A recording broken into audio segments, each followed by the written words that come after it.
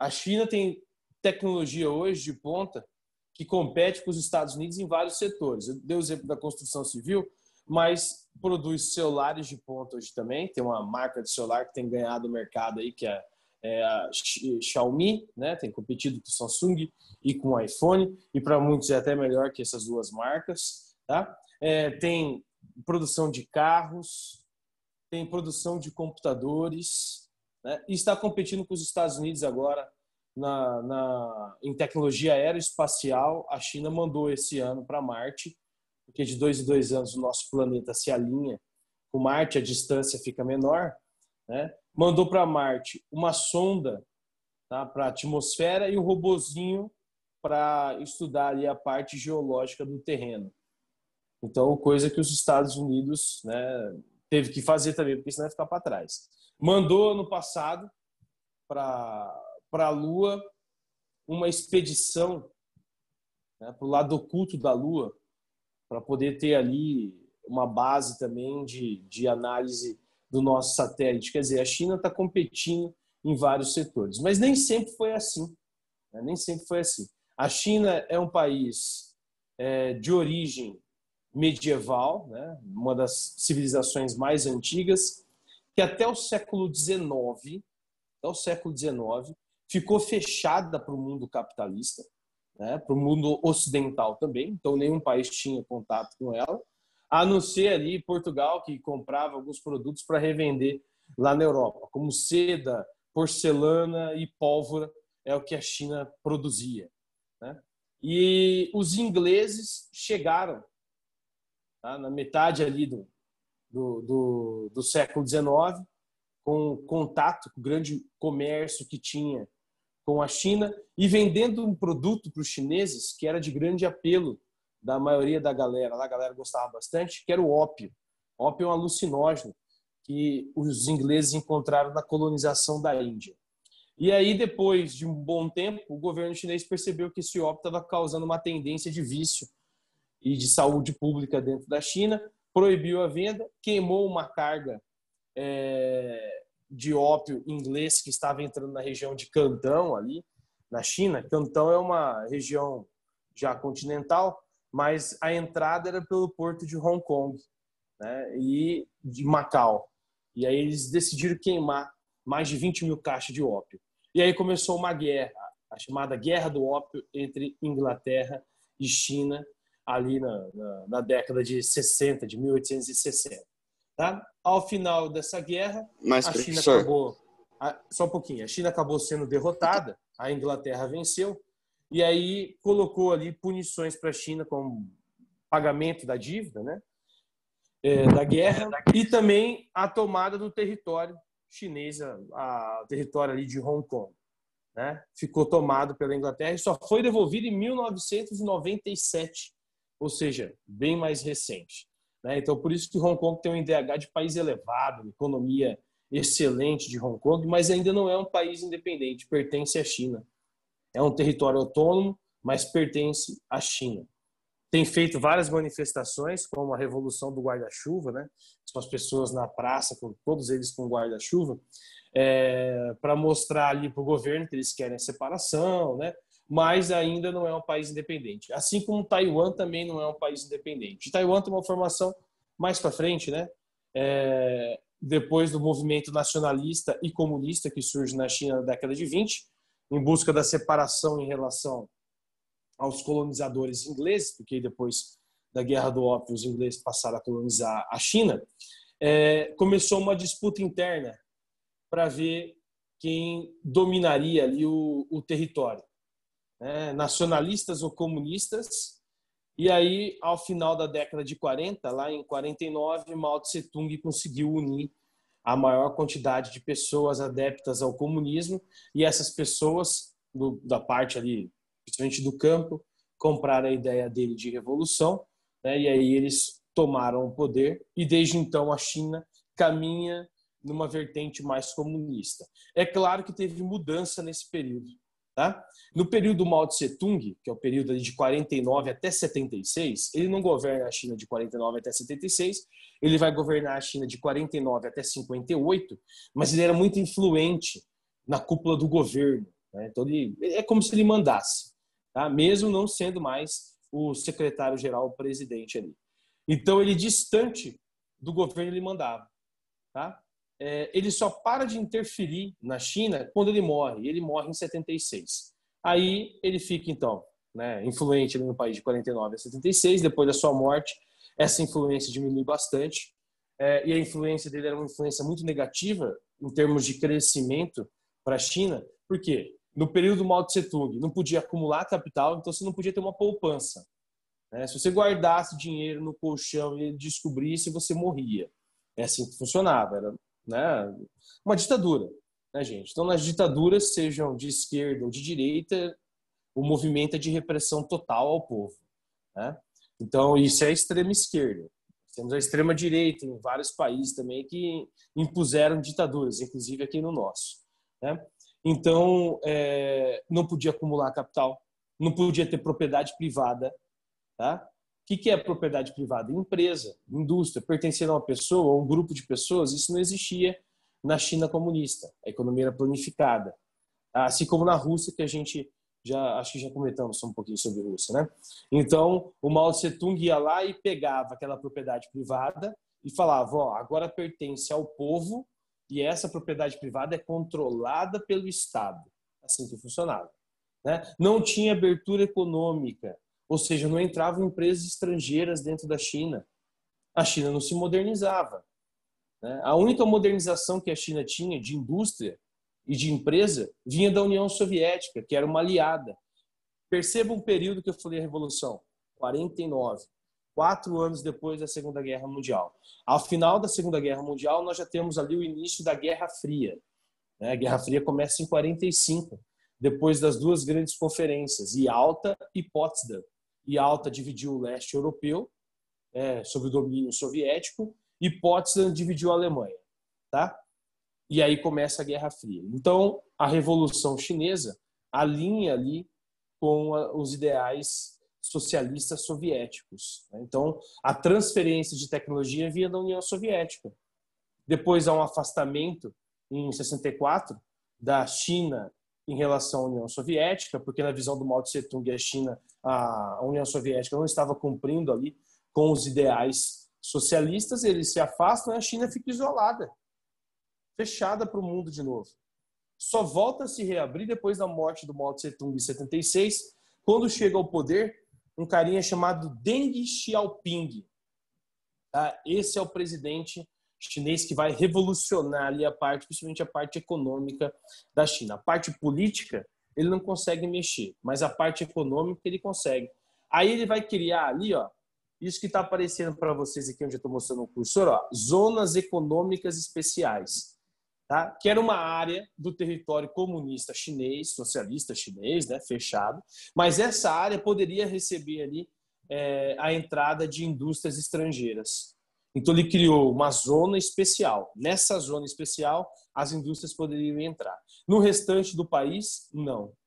Tá? Mas só essa ideia dele de permitir a entrada de indústrias nessa área, que é a área litorânea da China, a gente vai ver daqui a pouquinho no mapinha, é onde concentra a maior quantidade de pessoas. E a China tem a maior população do planeta. É óbvio que isso iria favorecer a economia chinesa. Né? Só não favorece na década de 80, porque esse mesmo Deng Xiaoping ele vai cometer ali um genocídio em massa de jovens que estavam lutando por direitos civis.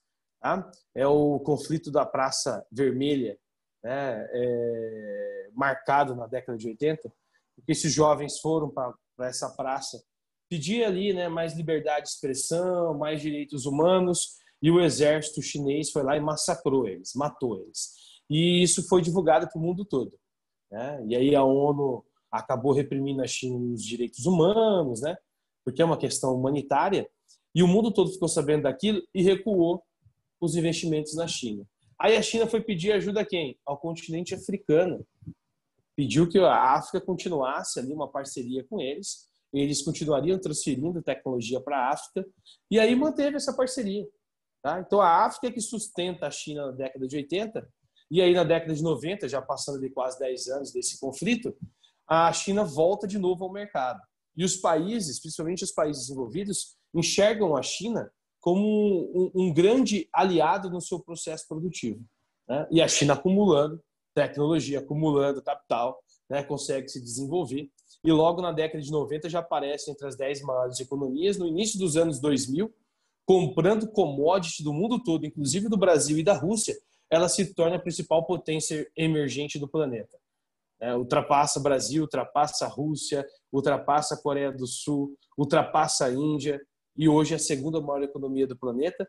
E eu já disse para vocês, a nossa geração, né, inclui a minha, inclui a de vocês também, está prestes aí a ver a China ultrapassar o próprio Estados Unidos, algo que não acontece desde lá de 1944, que é quando os Estados Unidos ultrapassou a Inglaterra e se tornou a maior potência econômica do planeta.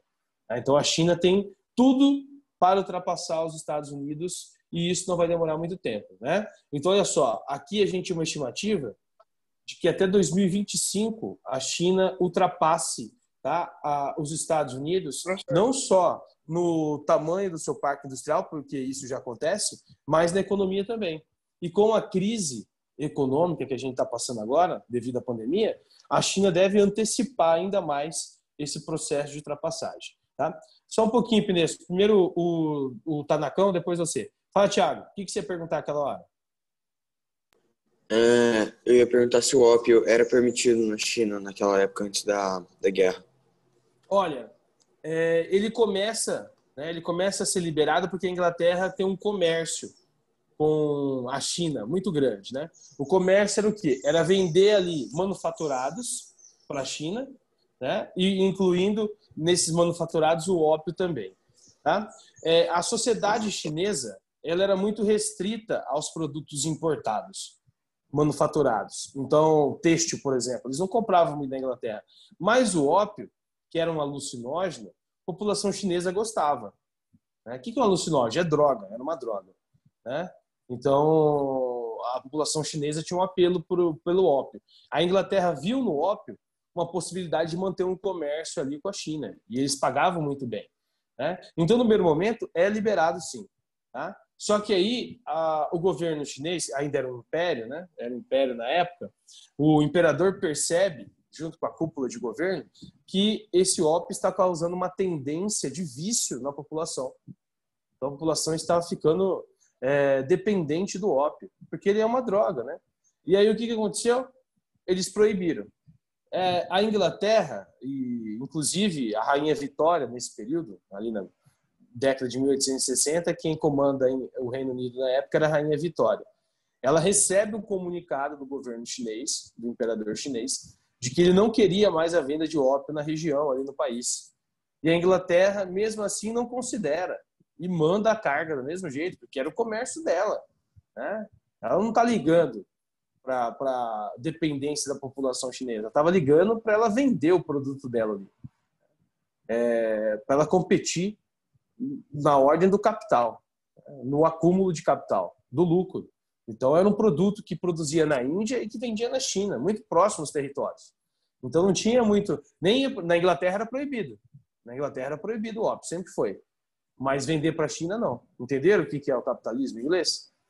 Desse período? Não é muito diferente dos Estados Unidos na atualidade, né? Entendi. Então era proibido vender o ópio que era produzido na Índia, na Inglaterra, para o povo inglês. Se alguém aqui no Ocidente, principalmente na Inglaterra, na Europa, fosse pego com ópio, era preso. Mas vender para chinês não era proibido, fazia parte do comércio inglês. Não vendia para a população, mas vendia para a população diferente, né? E aí o governo, quando proíbe, a Inglaterra não respeita e manda a carga da mesma forma, o governo chinês manda queimar a carga, e aí é óbvio que a Inglaterra vai ter um prejuízo, vendo-se prejudicada, ela manda tropas, e aí era o maior exército da época, né? Domina facilmente o território chinês, e aí começa o processo de colonização dentro da China, que vai durar ali até a década de 40, né? A imposição inglesa naquela área, naquele território. Entendi. Tá? Pineiro, o que você ia perguntar? Professor, mas a China só vai se tornar a maior economia do mundo por causa da sua população, né? Não só pela população, né? Pela diversificação econômica, porque se fosse só pela população já tinha sido faz tempo. Ela não é ainda a maior economia, tá? Eu entendo o que você quer dizer. A população é muito grande, consome bastante, né? Só que a população chinesa ainda não tem um padrão de vida elevado, tá, Penesso? O IDH, por exemplo, da China é mais baixo que o nosso. A distribuição de renda dentro da China, ela ainda é precária, tá? A questão lá de habitação, saneamento básico, infraestrutura, ainda é ruim nas cidades para a China. É claro que a grande quantidade de mão de obra favorece no processo econômico. Por quê? Quanto maior é a sua mão de obra e todo dia está chegando indústria no seu território e ela consegue atrair, e hoje ela consegue ter as indústrias nacionais também, né? Ela tem uma demanda de mão de obra. Então consegue pôr essas pessoas para trabalhar, né? E produzir numa escala muito mais rápida. Tá? Mas se fosse só por mão de obra, a Índia estaria em terceiro lugar ali competindo. E a Índia não está ainda, né? É uma das economias que mais cresce, abaixo da economia chinesa, é claro, mas a Índia ainda não está entre as 5 maiores economias do planeta. E tem uma população de diferença de 150 milhões em relação à população chinesa. Né? A China, a gente está falando de uma população de 1,3 bi e a Índia de 1,2 bilhões de habitantes. Né? Tá bom? Esse mapinha aqui é bem legal. Esse mapinha aqui mostra para a gente alguns pontos ali. Né? É claro, é um desenho, né? Mas ele é um desenho bem interessante porque ele traz aqui para a gente regiões que às vezes a gente nem consegue visualizar, mas daquela área que eu falei para vocês de Zona Econômica Especial, a ZES, né? Nós temos essas áreas aqui. Ó. E justamente são as áreas onde nós temos a maior aglomeração de pessoas também. A maior concentração demográfica chinesa está nessa parte aqui. Tá? O restante do território está ligado ao trabalho do campo, extração de minérios, setor primário, principalmente. Né? Trabalho no campo, produção de arroz e de porcos. Você fala assim, mas lá não produz soja? Não. A soja é um grão chinês, para quem não sabe. E a China produzia soja até a década de 60, 1960. Mas aí a China percebeu que faltaria água se ela continuasse produzindo soja no território, porque a soja também precisa de um sistema de irrigação. Né? E já percebendo um possível estresse hídrico dentro do território, ou seja, falta de água, a China começa a impulsionar outros países a produzirem soja. Quem são esses outros países? Quem pode adivinhar isso? Muito fácil, hein? Brasil e Estados Unidos. A partir da década de 70, por exemplo, aqui no Brasil, nós temos a Revolução Verde, a expansão da soja no Cerrado, aqui na nossa área. Olha que coisa louca. Né? E para quem que a gente exporta mais soja hoje no mundo? Justamente para eles. A gente exporta soja para virar ração para porco lá fora. Né? Lá para os chineses. A carne de porco é a carne mais consumida pela população chinesa. Né? Então, a soja que nós produzimos para eles, que é um grão chinês, um grão asiático, serve de ração para o porquinho, que depois abastece essa grande população que está concentrada aqui. Esse é um exemplo, né? Por que a China deixou de ser rural e passou a ser urbano-industrial. Tá? Mas ainda concentra uma grande parte de sua mão de obra no campo. E quer que continue assim. Não mecanizou o campo. E por que não mecanizou o campo? Porque se mecaniza o campo, tem êxodo rural. Êxodo rural significa inchaço urbano. Hoje, a população urbana da China já é muito inchada. Se tiver esse êxodo rural maior, né, a tendência é aumentar esse inchaço e aumenta os problemas sociais que já são enormes. Tá bom? Basta lembrar que essa pandemia que a gente está passando aqui é um surto que começa na China, em uma província, né, de Wuhan, que tem lá, essa província, ó, não é nem um estado, né, é uma província. Essa província de Wuhan, lá na China, tem 11 milhões, tinha 11 milhões de pessoas numa província. Considerado um território pequeno na China. Você imagina um grande centro urbano chinês, então. Tá? Aqui, os centros de forte industrialização, né, do país, é onde estão ali as grandes indústrias nacionais chinesas e internacionais também. Então, mas qual grande indústria internacional está na China. Quem tem aparelho iPhone, é só tirar a capinha maravilhosa que tem aí e olhar na parte de trás do celular que vai ver, né? O design da Califórnia, mas a produção aonde? Na China. Tá?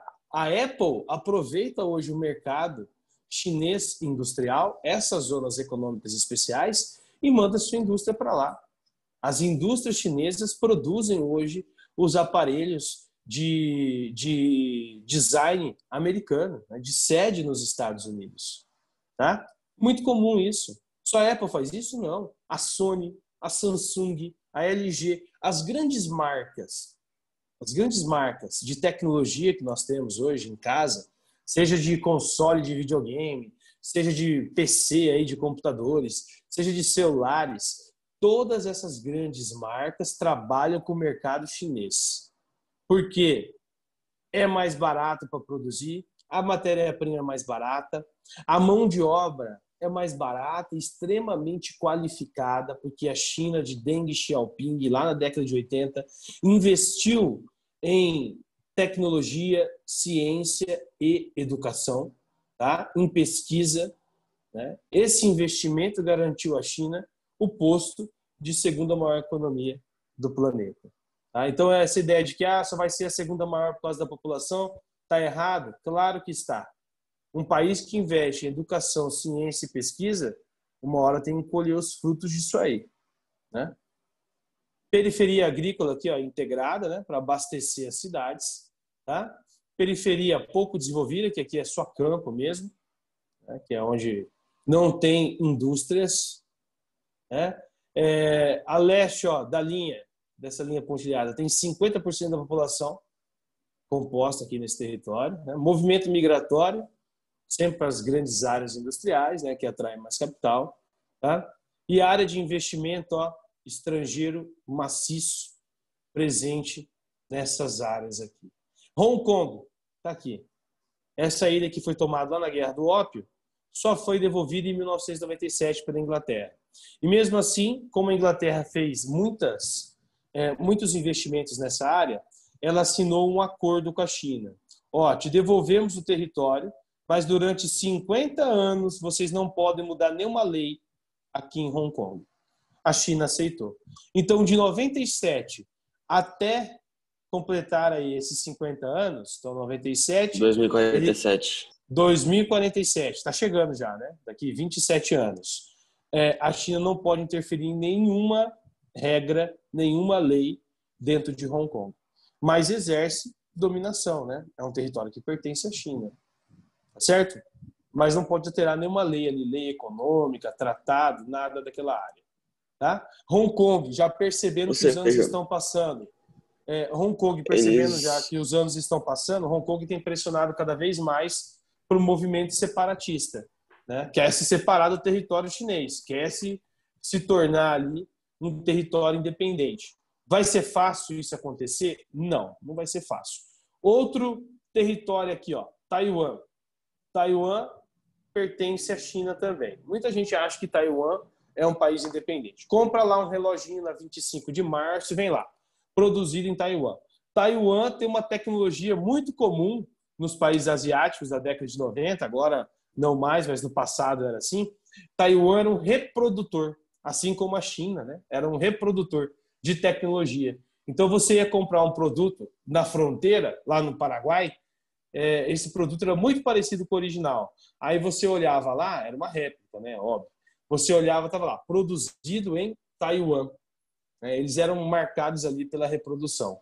Tá? Como que Taiwan se forma? Taiwan é a antiga ilha de Formosa. Ilha de Formosa é uma ilha onde os portugueses tiveram contato primeiro, né? É onde faziam ali um comércio com a área, com a região. Tá?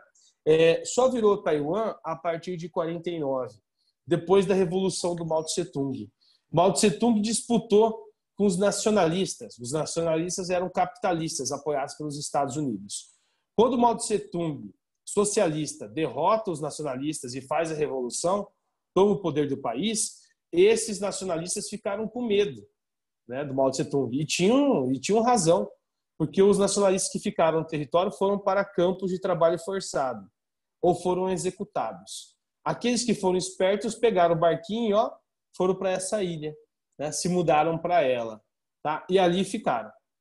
E aí eles fundaram essa região conhecida como Taiwan, que não é ainda um país, é uma região autônoma, mas ligada à China. A China controla ela.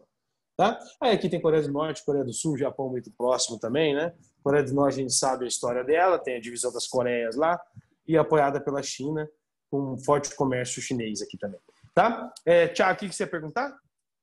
Eu interrompi você? Pode falar.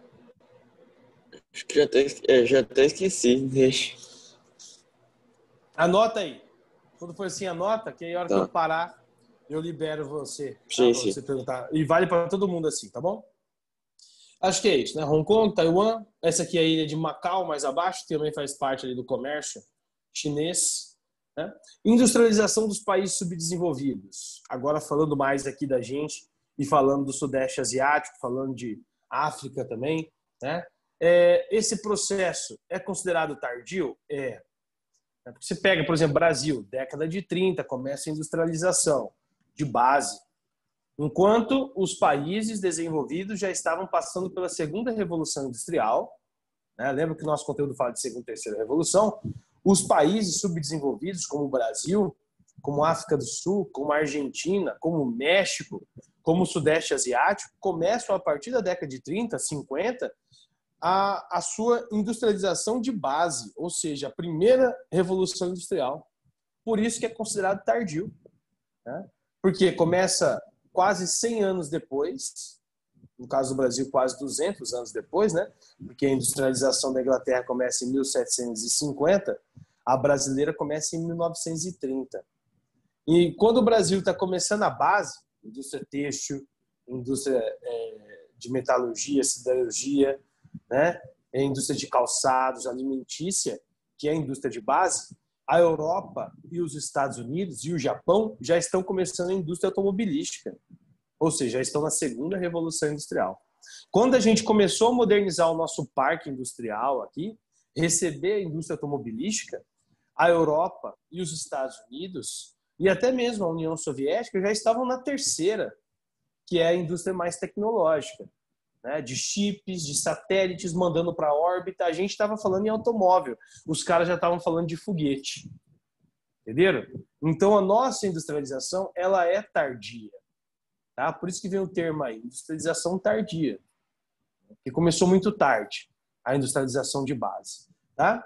Então eles são aqui, subdesenvolvidos industrializados, novos países industrializados, economias emergentes, é assim que são classificados os países subdesenvolvidos. Tá? Outro aspecto comum entre essas nações é a dependência de tecnologia dos desenvolvidos. Olha isso aqui, que característica básica, né? Brasil. O Brasil depende de tecnologia estrangeira? Claro que sim. Nós somos um grande fornecedor de matéria-prima hoje, né? Em 2020, por mais que a nossa industrialização tenha começado em 30 e tinha ali uma visão de desenvolvimento tecnológico, porque o Vargas criou a Companhia Nacional de Motores, o Vargas criou a base de energia para esse país, o Vargas ali criou leis trabalhistas, quer dizer, modernizou, né, o nosso território, criou a primeira empresa extrativa de petróleo para manter ali o país abastecido de combustível. O cara foi um inovador. Essa inovação ela foi caindo em desuso conforme as empresas multinacionais entravam aqui, principalmente a partir da década de 90, com o neoliberalismo, e as nossas indústrias foram fechando. Chegou um momento que o Brasil ele retornou aos anos lá de 1500 a 1929, que era o modelo agroexportador. Hoje a gente vê a propaganda na TV, não é o Brasil de industrialização de ponta, é o Brasil agro é tech, agro é pop, agro é tudo, né? Aí você fala, pô, mas que mal tem nisso? Nenhum. Os Estados Unidos também é agrotech, agropop, agro tudo. Mas além de ter o agro desenvolvido, os Estados Unidos também desenvolveu o segundo e o terceiro setor da economia, que a gente falou lá no conteúdo passado, né? O Brasil desenvolveu o primeiro setor, aí o segundo estava em desenvolvimento, parou, abandonou o segundo, mantém o terceiro ali, mais ou menos, né? Mas foca muito no primeiro setor da economia. Voltamos a ser um país de modelo agroexportador. E isso tem um risco. Né? Tem um risco. Se a China decidir não comprar mais nossa soja, o que vai ser da nossa economia? Da 10ª vamos cair, né? As posições. Tá? Porque se hoje nos mantemos entre as 10 maiores economias, depende da venda da soja. Que você fala assim, mas é muito bom para o agricultor. Claro que é. Para ele é maravilhoso. Para a nossa economia é maravilhosa.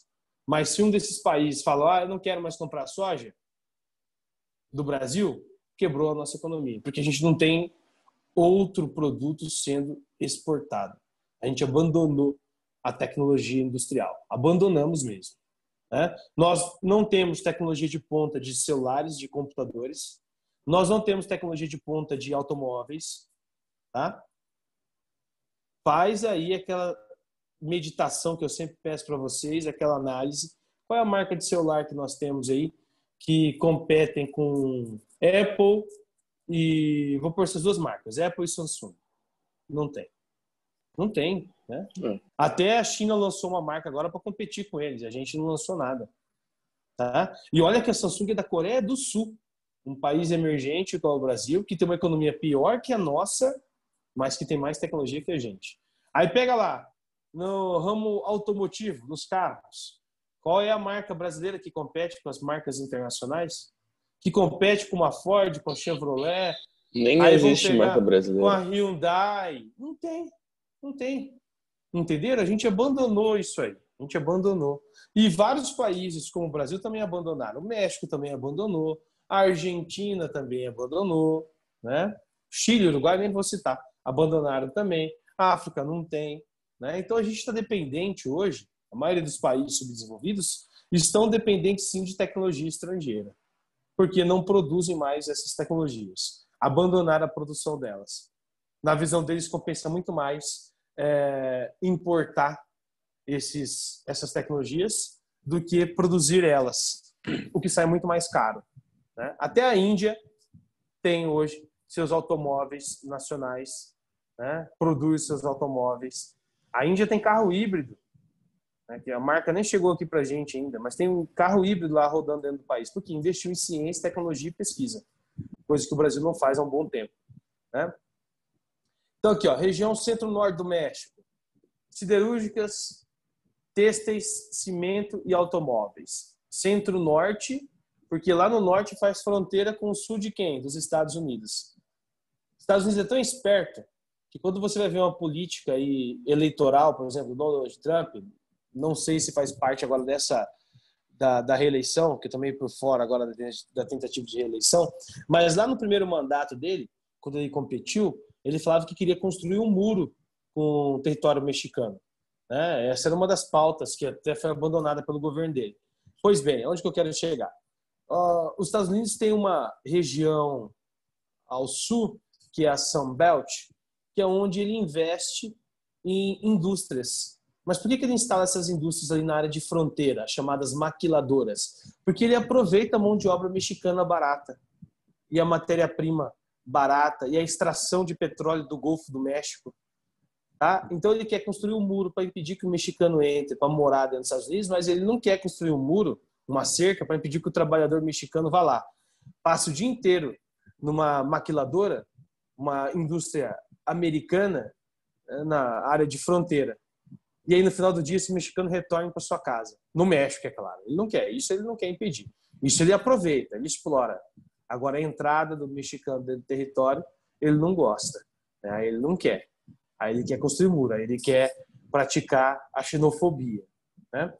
A região metropolitana de Buenos Aires também concentra ali um parque industrial, ó, alimentos, química, têxteis e siderúrgicas. Região metropolitana de São Paulo e Rio de Janeiro, aí vocês sabem, né? Aquela área ali de Cubatão e diante, também concentra um grande parque industrial, né? Presente ali naquela região, naquela área. Tá? Os tigres asiáticos, que é o exemplo que eu dei para vocês, os primeiros, Coreia do Sul, Singapura, Taiwan e Hong Kong. Esses aqui são os signatários, né? Os formadores dos tigres, desse bloco econômico ali do Sudeste Asiático. que tem uma característica, plataforma de exportação, recebem lá as marcas e produzem para exportar, né? E aí nós temos os novos tigres também. Esses caras passaram a se industrializar a partir da década de 70, 1970. E alguns deles hoje têm mais tecnologia e ainda são subdesenvolvidos e têm mais tecnologia que o Brasil. A Coreia do Sul, aquele país de um tamanhanquinho, assim, pequenininha, tem mais tecnologia hoje que a gente. Não sei se isso indigna vocês, isso me indigna muito. Né? Ainda mais quando eu vou analisar a geografia econômica e vejo que o Brasil tinha tudo para ser uma potência. Né? Está brigando lá em cima Professor, com os países desenvolvidos e a só gente não está brigando nem com o país emergente. Tá? E aí tem os novos isso tigres. só não me indigna porque já faz muito tempo que a gente não investe. Ou seja, é claro que a gente vai ficar para trás. E eles, como continuaram lá, firme na área da tecnologia e tal, acaba que eu já, assim, entendo o fato deles estarem na frente. Sim, não, entender eu também entendo. Entendeu? Me indigna é justamente isso, a falta de investimento. Né? Não investir em ciência, não investir em pesquisa e desenvolvimento, que é a base do crescimento econômico de todos esses países que a gente tem falado aqui. Se você pega os Estados Unidos tem áreas de ciência, pesquisa e desenvolvimento. O Vale do Silício é um exemplo disso. Investiu para que as empresas focassem nisso lá. Cientistas são muito bem pagos nos Estados Unidos. Inclusive, a gente tem vários cientistas aqui no Brasil, já que o país não investe, eles vão trabalhar lá para fora. Tem muita tecnologia que a gente usa hoje que foi desenvolvida por cientista brasileiro. Aí você fala, tá vendo? Brasil desenvolvendo. Não, mas esse cientista brasileiro teve que mudar para lá, no que nós chamamos de fuga dos cérebros, para ele poder produzir essa tecnologia. Por quê? Porque aqui no Brasil não se investe em tecnologia, não se investe em ciência. O pesquisador, o cientista brasileiro, ele tem que ir embora para ele poder trabalhar no ramo dele. Porque aqui a gente não está investindo nisso. Né? São poucos os cientistas que ficam aqui. Né? De tecnologia avançada, todos vão embora. Vão trabalhar para empresas globais. Vão trabalhar para Google, vão trabalhar para Facebook, vão trabalhar para Apple, Microsoft. Cientistas brasileiros estão indo embora. Estão indo embora para a China, vão trabalhar na China. A China tem pego cientistas do mundo todo. Né? Do mundo todo para produzir lá para ela. E pagando muito bem. Pagando em dólar. Né? Então, o cientista brasileiro vai embora. Ele vê nesses países uma oportunidade que não existe aqui. Não existe aqui. E isso, Thiago, que eu falo que me indigna. Porque um país igual o Brasil, que lá na década de 50 tinha tudo para ser uma potência hoje. Entendi. Porque desenvolvia tantos setores. Né? O Brasil era um país que caminhava a passos que nenhum outro caminhava. Por exemplo, na era Vargas, na década de 30. Né? Pode falar, Thiago. Lembrando que aqui a gente também tinha grande disponibilidade de matéria-prima, né? Ainda tem, né?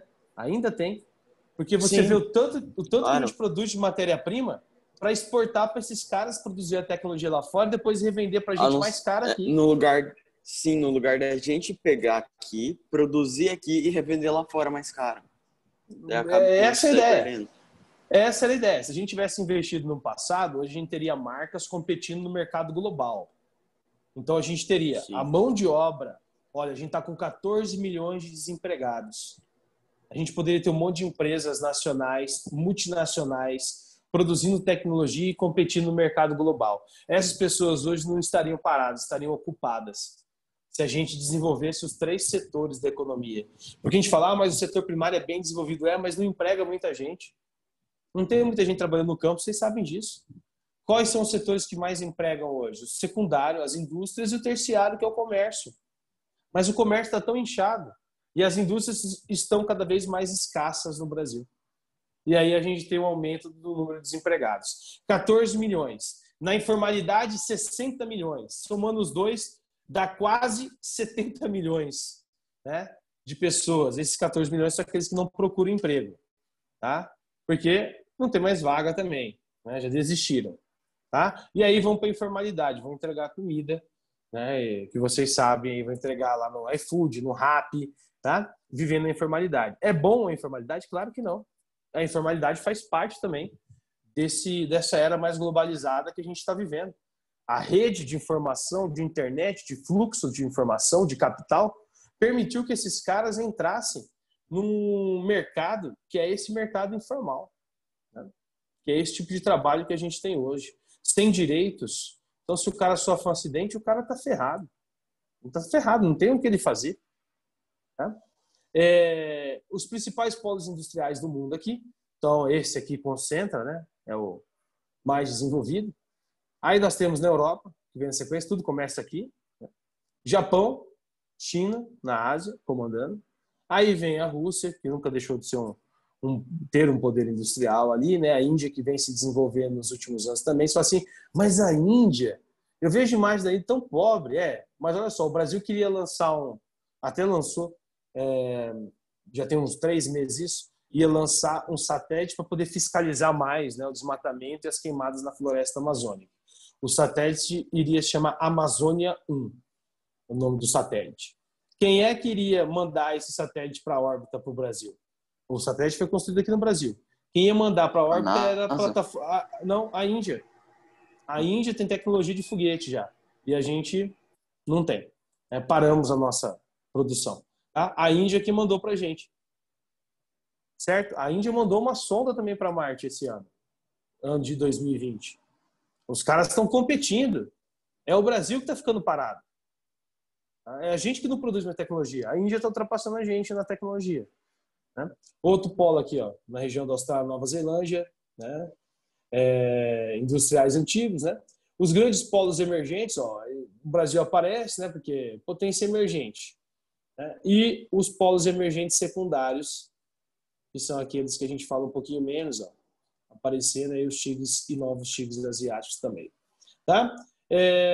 Os países subdesenvolvidos aqui, ó, redução das importações, né? Isso é uma outra característica. Abastecimento do mercado interno, né? O Brasil, por exemplo, tem isso aqui. Brasil, Argentina e México, né? Vendem muita matéria-prima e indústria de base, mas acabam importando muita tecnologia. Isso faz com que a nossa balança comercial ela fique ali desfavorável, porque você importar a tecnologia sai mais caro do que você produzir e vendê-la. Todo produto que agrega tecnologia, ele fica mais caro. Então você imagina, extraiu o minério, botou na balsa e vendeu, tá barato, não tem tecnologia nenhuma empregada ali. Agora, esse minério chegou lá no país de origem, não vou nem citar um país aqui, pegaram aquele minério, transformaram em chapa de aço, moldaram ele, fizeram um automóvel e manda para o Brasil, vem mais caro, tem tecnologia empregada. Né? Teve mais tempo de trabalho sendo empregado nele ali. Tá? Década de 60, ó, processo de industrialização de países emergentes, aí os tigres asiáticos, né? Filiais de transnacionais, aqui eu já falei para vocês, a plataforma de exportação. Na década de 80, teve uma crise lá na Ásia, mas aí surgiram os novos tigres asiáticos também, a Malásia, a Tailândia, a Indonésia, a China e a Índia começaram a sua produção industrial também, Deng Xiaoping, na década de 80, né? A nossa industrialização brasileira, falando um pouquinho dela, considerada aqui também, ó, tardia e concentrada espacialmente. O que quer dizer concentrada espacialmente? Concentrada em uma área. Qual é a área que vai receber ali indústria no Brasil? Região Sudeste. É o campo. Tá? Região Sudeste. Né? Concentrada ali na região Sudeste, principalmente concentrada onde? Em São Paulo. Por que em São Paulo? Porque ali já existiam obras de infraestrutura do período do café, ferrovias e rodovias que interligavam toda a região. Então Vargas escolheu aquela área para receber as indústrias, né? E falando rapidamente aí do Brasil um pouquinho, falando um pouquinho da indústria brasileira, nós temos aqui um atraso, e o nosso atraso ele está ligado ao campo. Primeiro, o pacto colonial, né? Enquanto a gente tinha o pacto de colônia, a gente não podia desenvolver. A Europa tinha ali o consenso do monopólio, e a gente era só o quê? Fornecedor de matéria-prima. Modelo agro, exportador, né? Dentro da DIT, Divisão Internacional do Trabalho, nós produzimos para os caras lá, e eles faziam as manufaturas e revendiam aqui dentro, né? Economia agroexportadora. Como dava muito lucro essa economia, e continua dando, mas dava naquele período muito mais, porque era só essa a base, né? Então você tinha grandes latifúndios, que o Estado fornecia para essas pessoas. Depois vem a Lei de Terras de 1850, e aí para a doação e as terras passam a ser vendidas, né? Depois, com o fim da escravidão, você tem a criação do mercado consumidor. Mas lá fora, os nossos produtos aqui sempre foram bem-vindos, né? Sempre teve muito mercado. Primeiro a cana, depois os ciclos da borracha, depois as drogas do sertão, que não são bem drogas, são especiarias, né? E depois o charque, e aí por último o café, que é o grande produto brasileiro a ser vendido, principalmente para os Estados Unidos e para a Europa, né? Até 29, que é quando vem a crise econômica e a nossa economia quebra, né? A crise do café faz com que o Brasil se modernize. E aí vai surgir uma nova elite, né? Da elite agrícola, que era hegemônica. A partir de 29, nós temos a elite urbano-industrial, né, surgindo aqui no Brasil. Mas é essa elite agrária que está aparecendo para vocês, agrícola, que impede a modernização do Brasil antes de 1929. Por quê? Porque ela tinha muito lucro vendendo café. Pô, modernizar para quê? Né? Para quê? No primeiro momento, tinha tudo para vender para fora, ganhava terra e ainda usava mão de obra escrava. Depois que cria o mercado consumidor ali, continua vendendo muito bem, não tem por que modernizar. Só pensa em modernização no Brasil depois em que o mundo entra em recessão por causa dos Estados Unidos, a Grande Depressão. Aí o Brasil tem que se modernizar, porque senão ia falir, né? Ia fechar as portas, né? Então, por isso que a nossa industrialização ali é tardia, né? Então, o passado ali de colonização, ó, submetido às políticas de pacto colonial, que vão ser impostas ali pelas metrópoles. Por que eu estou colocando no plural as metrópoles, se a gente foi colonizado por Portugal? Porque Portugal exerce influência no Brasil até 1822. Depois de 1822, que o Brasil se torna independente, ele é um independente meia-boca, né? Por quê? Porque ele depende de uma outra economia para manter ele, que é a economia inglesa, que é o principal financiador brasileiro depois da independência, né? Por exemplo, a gente foi para uma guerra, que foi a Guerra do Paraguai, ali na década de 70, 1870, e a gente não tinha exército, não tinha arma, não tinha nada. Quem é que financia o Brasil naquela guerra contra o Paraguai? A Inglaterra. Aí você fala assim, pô, ainda bem, a gente venceu. A que custo, né? Vencemos um país pequeno, acabamos com ele e ficamos com uma dívida enorme. Não valeu de nada aquela vitória. Tivemos que pagar a Inglaterra durante um bom tempo. E em Libra, a moeda mais forte do planeta, continua sendo até hoje, né? Somado a esse fator aqui, ó, a economia sempre foi baseada em gêneros agrícolas, continua sendo, né, hoje, constituindo uma elite econômica e política, que é a elite agrícola, que continua existindo hoje. Essa elite agrícola continua na política brasileira. Hoje ela é chamada de bancada ruralista. Ela está lá em Brasília, tanto na Câmara de Deputados quanto no Senado, né? Uma prova disso é a manutenção da mão de obra escrava até 1888. Mesmo depois da independência, em 1822, até esqueci de falar isso, a mão de obra escrava também continua existindo no Brasil. Só acaba porque o principal financiador brasileiro, que é a Inglaterra, pressiona a gente a acabar com a escravidão aqui dentro, né? Então, o café é a base da industrialização brasileira. É um produto altamente valorizado lá fora, excelente condição para a produção dele aqui, infraestrutura, né, investimento nele, manutenção da ordem social vigente também, imposta aqui dentro do nosso território, isso existia, né? Organização das propriedades, ó, semelhantes à produção da cana que a gente vai ter depois, né? E tem antes, depois, e continua existindo a produção de cana na atualidade. Isso se deve à produção de etanol, biomassa, né, na atualidade, tá? Grandes propriedades, os grandes latifúndios que a gente já viu no passado, monocultura, uma atividade só, e inicialmente ali a mão de obra escrava, né? É o que mantinha o café tão vantajoso. 2 ciclos, o primeiro no Rio de Janeiro, e aí a gente tem lá o uso de áreas com relevo mais acidentado, ou seja, de montanhas, né, de morros, mão de obra escrava e o escoamento ali precário. O segundo ciclo do café já muda. Sai do Rio e vai para onde? Para São Paulo. Chega em São Paulo, Oeste Paulista. Depois chega no Paraná também, né? No norte do Paraná. Tá? Aí você já tem ali um cultivo em áreas mais planas, né? O desmatamento vai aumentar. A troca da mão de obra deixa de ser a mão de obra escrava e aí entra a pressão da elite agrária para a contratação de imigrantes e não do ex-escravo, né? Porque não tinha que dar trabalho para ex-escravo. onde já se viu pagar escravo, né, preferem trazer os imigrantes. Naquele papo de que tinha que miscigenar o Brasil, porque uma população de maioria negra, que continua sendo, não era bem vista lá fora, né? É o tal do branqueamento da população. Então, se existiu, sim, foi política nacional, inclusive, né? Brasil que não tem preconceito, né? Dizem que não tem, tá? Escoamento é realizado aqui por meio de transporte ferroviário, trens, né? Levando até o principal porto, que era Santos, então abastecendo, e dali era escoado para o mundo todo. O clima muito favorável, né? Clima tropical, favorável àquela área, e um crescimento urbano próximo às regiões cafeicultoras. Quando o café entra em declínio, quem tinha dinheiro do café converte esse dinheiro em indústria, né? E utiliza essa mão de obra que já estava alocada ali naquela região. Então, essa mão de obra vai abastecer as indústrias. Olha só a questão de cobertura vegetal, né? Ao passar dos anos.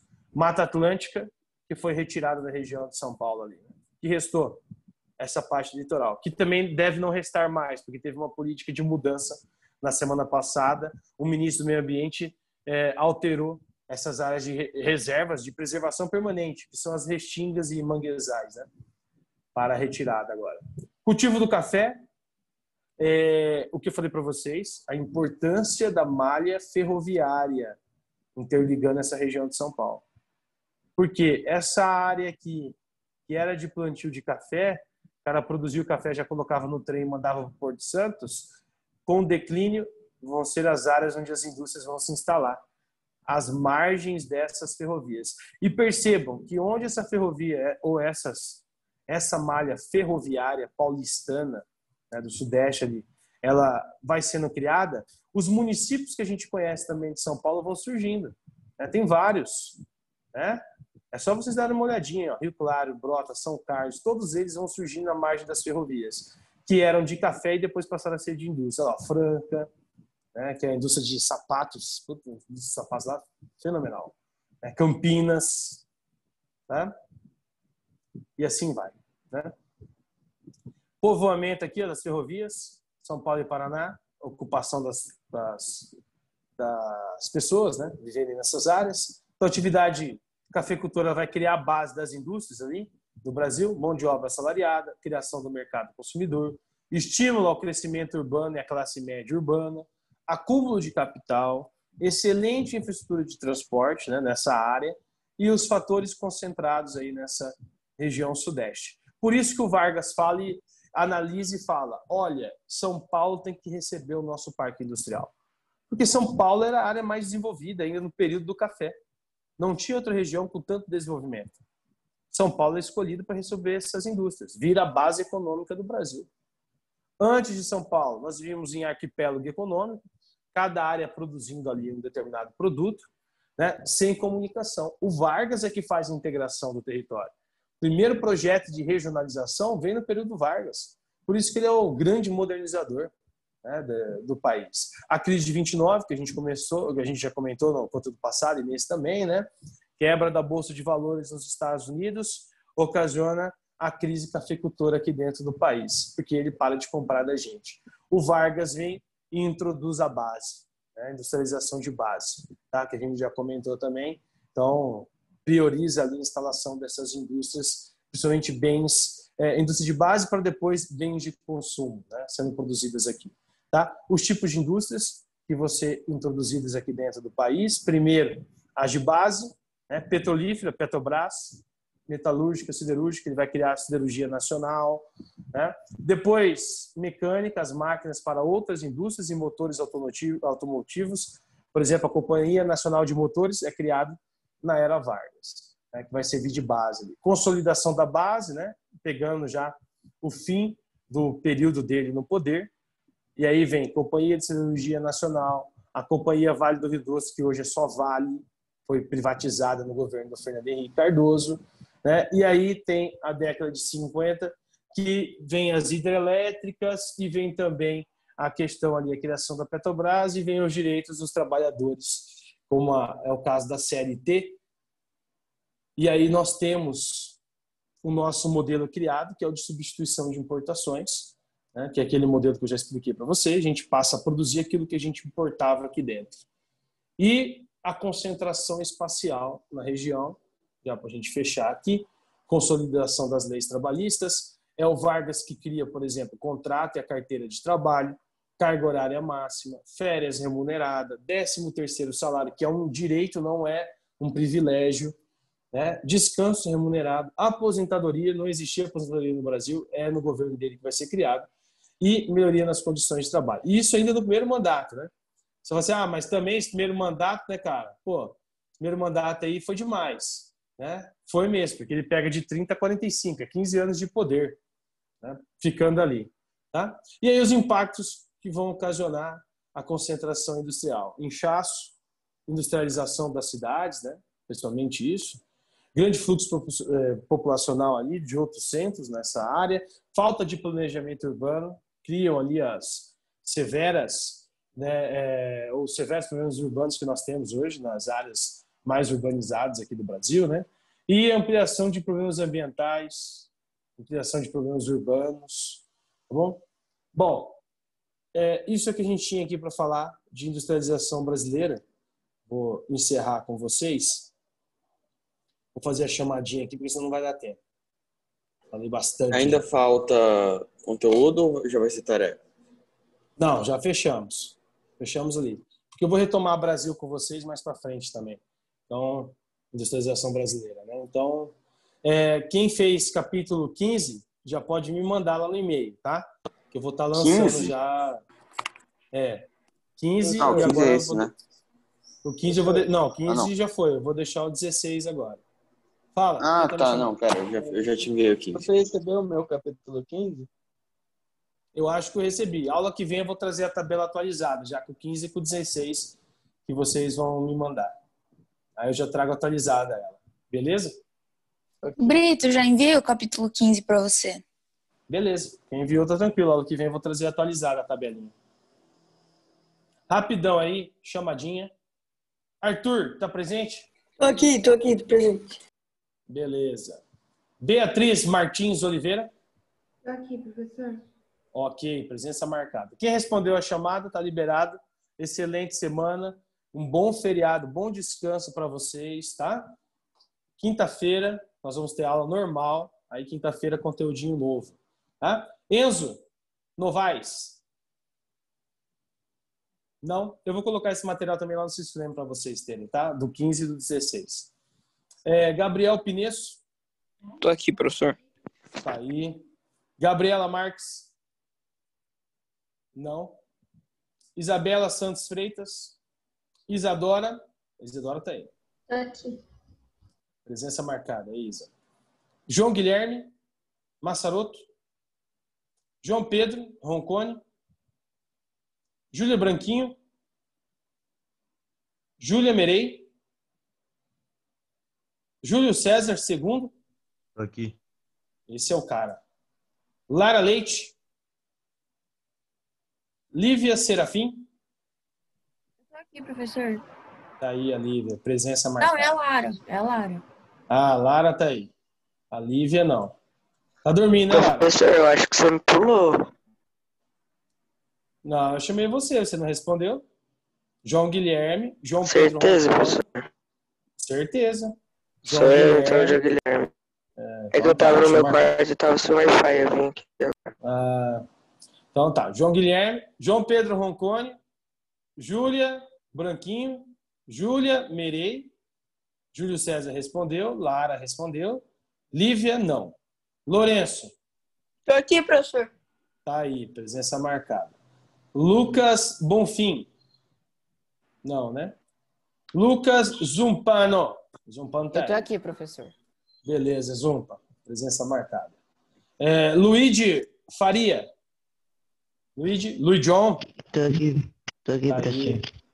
Luiz Felipe Souza Guimarães. Tô aqui. Tá aí, São Paulino. Luiz Eduardo Pires Bezerra, tá aí. Tô aqui. Vou marcar aqui presença também. Odin, presente. Manuela Gimael. Aqui. Beleza, presença marcada, Manu. Maria Beatriz. Tô aqui. Presença. Pedro Orro Monteiro Lobato, de Souza Guimarães. Oi, professor. Rosa. Oi. Muito bem, presença marcada. Tchau, professor. Bom feriado. Para você também, meu querido, até quinta. Renatinha. Tô aqui. Muito bem, presença marcada. Vitória Marques. Vitória nunca entra, nunca entrou. Beijão, Renatinha, até quinta. Maria Luísa. Malu, não. Manuela Pires. Não. Beatriz. Bunlai. Beatriz tá aí, né? Tá aqui, Bia tá aí. professor. Tá, presença marcada, Bia. Bom final de semana, tá? Nos vemos na quinta que vem. Sala B agora, hein? Sala B. Sala BBB. Big Brother Brasil, Sala B. 8/10. Ana Beatriz, tá aí? Andriguete? No. Ana Beatriz Moura. Aqui, pro. Presença marcada. Bom final de semana. Bernardo Coelho Lima Gomes de Oliveira Carvalho de Souza. Tô aqui, professor. Pô, esse cara tem nome grande, bicho. O nome maior que o do Dom Pedro, cara. Caio de Lima Cavalcante. Falou, querido. Caio não, né? Cecília. Tô Não? aqui, professor. Tá aí, Cecília tá aí. Presença marcada. Tô aqui. Davi Magalhães. Tô aqui, Brito. Esse é o cara, hein? Saudade da visão. Enzo Andrei. Rodrigues Azambuja. Fernando Fonseca. Tô aqui. Beleza, presença marcada. Até quinta. Gustavo Issal Coxi. Tô aqui, Brito. Meu pro player. Presença marcada. Falou, Henrique. Brito, tudo de bom. Falou, querido. Você também. Bom final de semana. Até quinta. Henrique Adamão. Não? João Pedro Pacheco. Pachequinho. Não? Leonardo Abreu. Não? Lucas Guimaro Rezende. Tá aí? Não? Tô aqui, tô aqui. Tá aí. Presença marcada. Luiz Eduardo Lopes Pereira. Tá aqui, Vulgo Brito. Lepe. Tá aqui. Flamenguista sofredor, tá aí. Sofredor, sim. Falou, Brito. Falou, querido. Até semana que vem. Luiz Pra fazer Eduardo o capítulo Andriguete.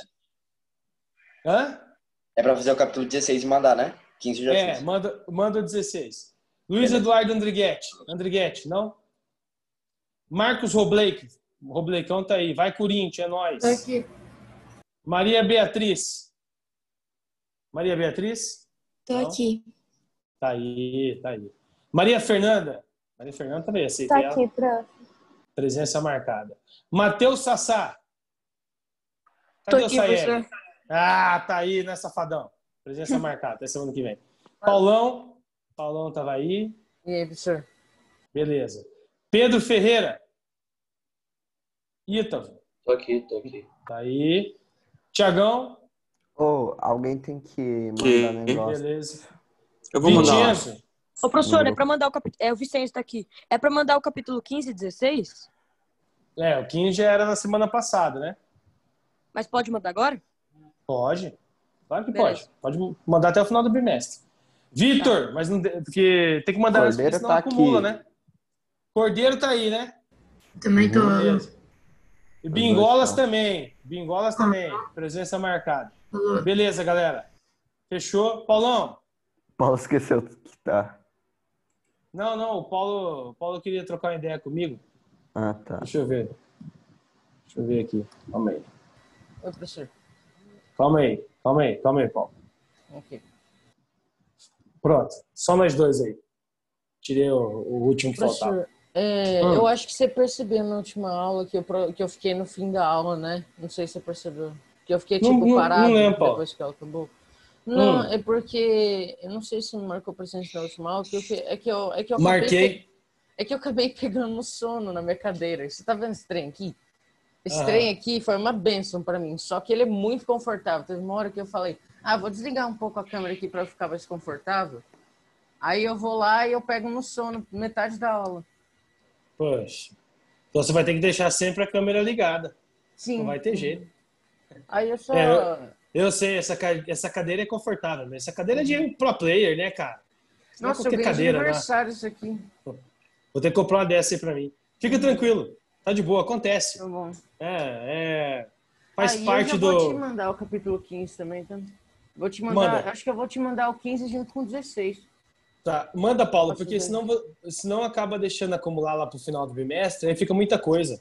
Aí tem que mandar minha disciplina, tem que mandar de outro professor, aí acumula muito, tá? Sim, eu Então vou quando você fazer puder, já me duas manda. aí, eu acho que eu te mando no mesmo e-mail. Tá bom, pode ser. Vou ficar no aguardo, vou ficar esperando. Tá bom? Professor, Oi? só que assim, Ah. eu fui no Sysframe pra ver se eu dava pra assistir a aula e não tava lá. Eu não sei se era pra estar ou não. Qual aula? A última aula? A última e a antepenúltima, que são as que eu queria Tá, assistir eu de novo. vou dar uma olhada, porque às vezes eu não coloquei o link, só lancei no meu YouTube lá. Mas aí eu vou dar No YouTube. Ah, tá, peraí, eu vou pesquisar. eu vou dar uma olhada aqui e aí eu coloco o link lá de novo lá no portal, tá? Aí você Tá, acessa. mas Qualquer qual que é coisa, o se você nome não do seu conseguir, canal? Que aí me eu manda vou no Insta. pesquisar. Thiago Brits, professor Thiago Brits. Se você não achar, me manda no Insta, que aí eu posto lá e mando o link para você pelo Insta. Tá bom? Aí, achei. Foi. Acho que deve estar aqui, peraí. Vídeos. Tem um monte de aula aí. Eu vou encerrar porque senão vai dar outra aula. Ok. Já é 9 horas. Beleza? Se você não achar, você manda lá no Insta que eu te encaminho o link por lá. Tá bom? Professor, o problema é que eu não tenho Insta. Ah, beleza. Não, mas eu vou postar de qualquer forma, vou repostar as Se puder últimas postar aulas. lá. Uhum. Tá, mando hoje Valeu, ainda. professor. Tá? Acompanha lá que hoje, até de tarde eu já mando tudo. Beleza, Beleza, Paulo? falou. Abraço, Falou. meu querido.